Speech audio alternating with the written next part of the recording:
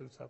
ایک صاحب ہے, انہوں نے ہمیں فون کیا اور بڑی تفصیل سے بتایا کہ میری جو سسٹر ہے ان کا کہنا یہ ہے کہ 10 سال ہو گئے اس پر جو ہے وہ ایک جن نے قابو پایا ہوا, ہم نے بڑا علاج کروایا ہے, اور 3 سال سے میرے ساتھ بھی اب یہ پرابلم ہو گیا ہے.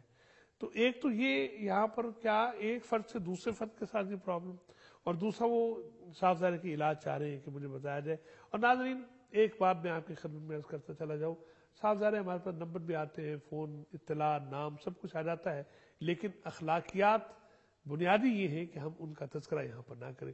تو بس اس طرح سے مسائل تو ہم بیان کریں گے, لیکن نام مقام وہ ہم آپ کے سامنے عرض نہیں کر سکتے ہیں.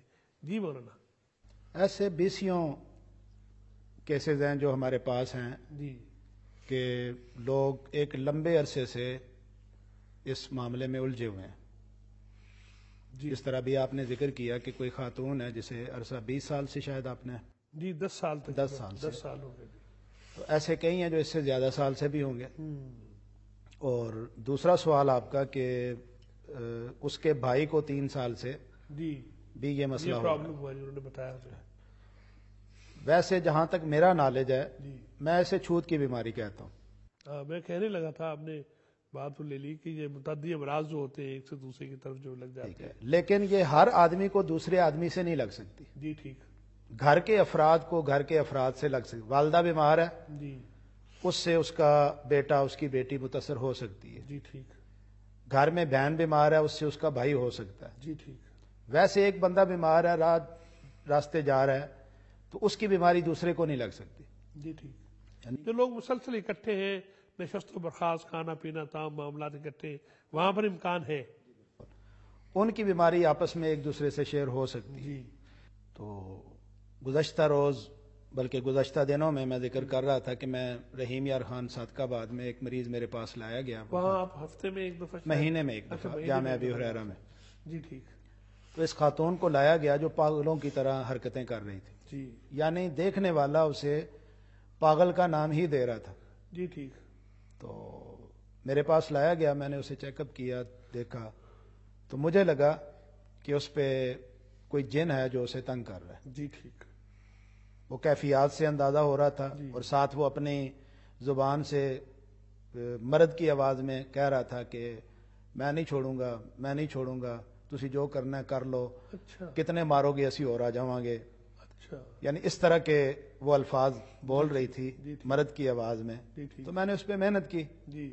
جب میں اس پہ علاج کر رہا تھا تو اسی صادق آباد رحیم یار خان میں اس کی 2 بہنیں بھی تھیں. اچھا جی. اور اس کی بھانجیاں بھی تھیں. اچانک انہیں دورے کی شکایت ہو گئی. اللہ اکبر.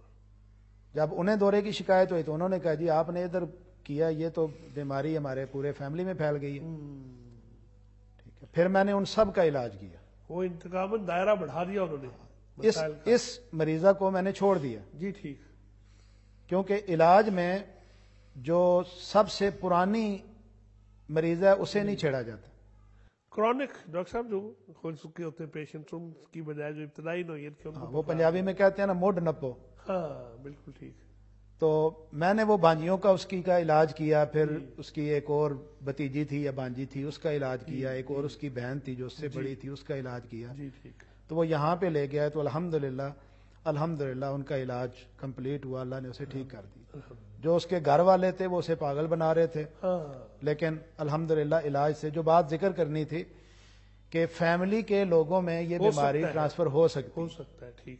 ایسے کئی ایک مثالیں ہیں. جی ٹھیک. کہ بچہ بیمار ہے, بچے پہ دم اثر نہیں کر رہا, ہم کرتے ہیں اسے کوئی فرق نہیں پڑتا, لیکن اس کی والدہ کو ساتھ پڑھائی پہ لگاتے ہیں یا والد پہ لگاتے ہیں تو الحمدللہ شفا دے دیتا ہے. کچھ اور بھی ہیں سوالات سر صاحب, وہ بھی کرنے ہیں, لیکن ایک بات میں چاہتا ہوں ناظرین تک پہنچے ہمارے.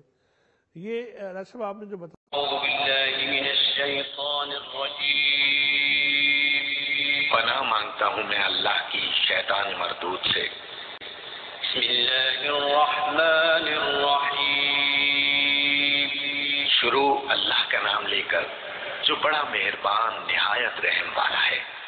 فَإِذَا قَرَأْتَ الْقُرْآنَ فَاسْتَعِذْ بِاللَّهِ مِنَ الشَّيْطَانِ الرَّجِيمِ, قرآن پڑھنے کے وقت راندے ہوئے شیطان سے اللہ کی پناہ طلب کرو. إِنَّهُ لَيْسَ لَهُ سُلْطَانٌ عَلَى الَّذِينَ آمَنُوا وَعَلَى رَبِّهِمْ يَتَوَكَّلُونَ, ایمان والوں اور اپنے پروردگار پر بھروسہ رکھنے والوں پر اس کا زور مطلقاً نہیں چلتا۔ انما سلطانه على الذين يتولونه والذين هم به مشركون۔ ہاں اس کا غلبہ ان پر تو یقیناً ہے جو اسی سے رفاقت کریں اور اسے اللہ کا شریک ٹھہرائیں۔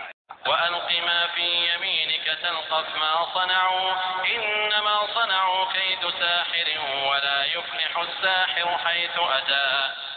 اور تیرے دائیں ہاتھ میں جو ہے اسے ڈال دے کہ ان کی تمام کاریگری کو وہ نگل جائے۔